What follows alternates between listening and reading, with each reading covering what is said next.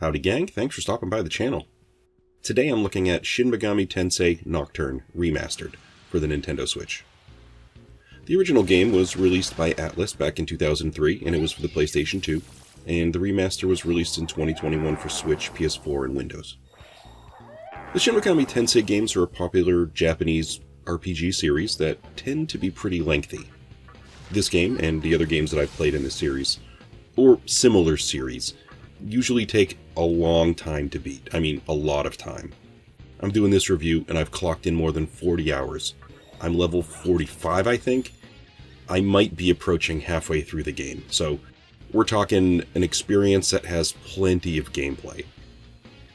In terms of story, the basics are that there is a cataclysm of sorts, and the world is sort of split into another dimension.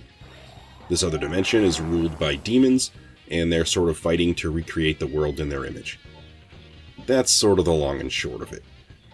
You happen to survive the cataclysm, and in this new existence you become half of a demon, so you get powers. Now, there are specialty names and words for all the different components of this game that I'm really not going to get into. I don't think it's that necessary. And there's definitely much more to the story than what I've already described. There are going to be twists and turns along the way, but honestly, I don't focus too much on that aspect of the game. The story's fine, but that's not really what I'm playing for. It's exploring this gameplay. At its core, Nocturne is a lengthy dungeon crawler. You move through this story, and you run into demons of increasing difficulty along the way. The whole time you're building your powers and your offense and getting stronger. You have a party of up to 4 demons, including yourself, and you can actually hold a handful of other demons in reserve, and you can swap them in and out as you need. You're going to get demons by mostly recruiting them in the middle of a battle, or by merging existing demons that you have already into a new one. There's a whole merge process that you have to follow to unlock new and more powerful demons, and the game is actually orchestrated in a way where you have to do this. You have to do this a lot, and you really don't have much of an opportunity to get married to any one particular demon. I guess to be a bit more clear on that point, the first demon that you get, that you're going to play with, and you're going to really like, whatever that one is, whatever you're successful with, just know that that success that you're experiencing is only temporary. You're going to be jettisoning that demon after a couple of hours of gameplay. Even though your demons do continue to upgrade and get stronger as they level, they're just not going to compare to the newer demons that you can merge them into. So demons are going to have various powers that you manipulate. There's always your basic physical offensive attack, and then there's a whole pool of other types of powers that are going to be part of the shuffle. Powers related to fire, ice, force, electricity, darkness.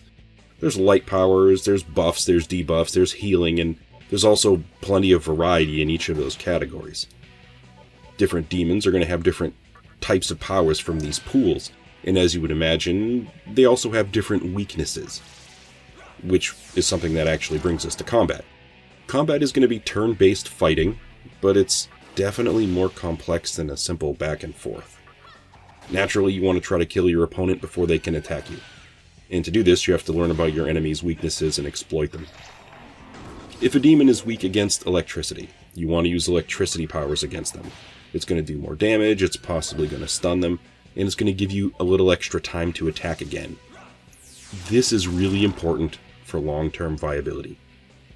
Early on in the game, you can strong-arm your way through most battles, but 6 or 7 hours into this one, you're going to be getting into fights where you're struggling. You have to exploit weaknesses. That's your solution.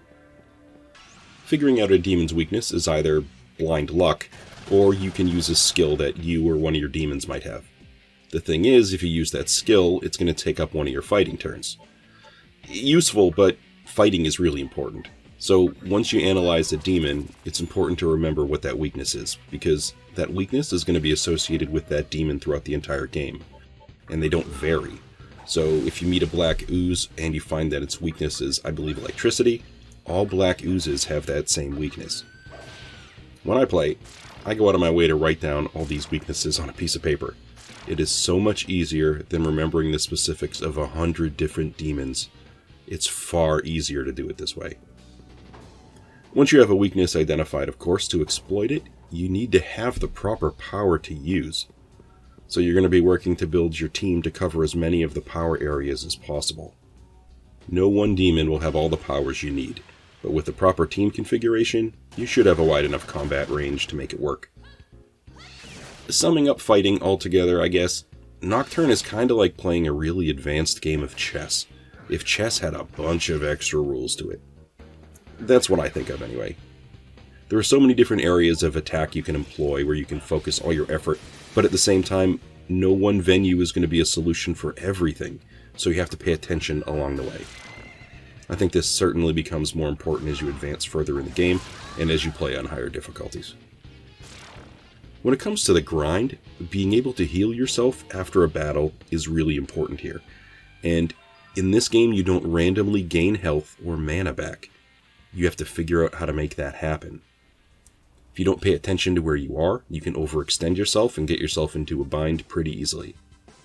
Some demons are going to have powers to help, and you can buy recovery supplies. You can also heal back at a specific healer character, but this makes you go back and forth a lot. Ultimately, you have to figure this out. There's an overworld map that you have to figure out how to best navigate, and then there are a variety of smaller maps in the various buildings that you go into. Tons of mazes. I feel there's plenty of variety here when it comes to the appearance and styles of the different dungeons, and some of these areas feel particularly dreamlike and dangerous. I really like it. The game was released during the PS2 era, and as a result, you're going to find the scenery isn't necessarily filled with tons of decorations or that much minutia. Things are going to feel a little wider, a little more open, and it's sort of standard for similar games of this particular era. There just isn't a lot of clutter in these levels. With the remaster, the graphics are certainly sharper, and in this case they also voiced all the dialogue, which is really nice.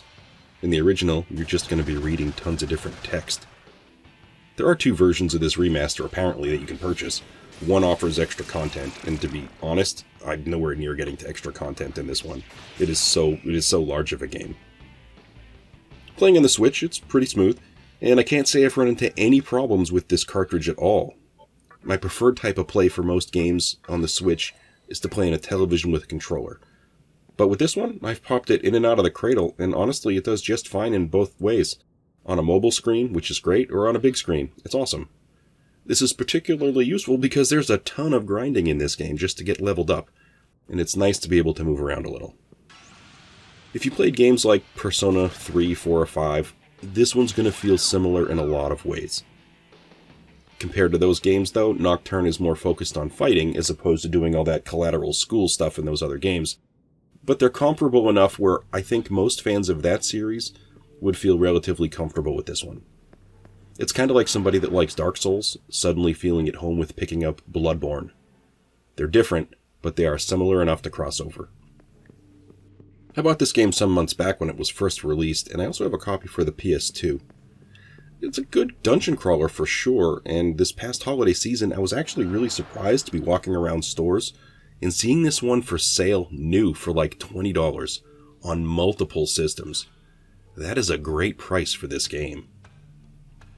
Well, that's all I have today for Shin Menami Tensei Nocturne Remastered for the Switch.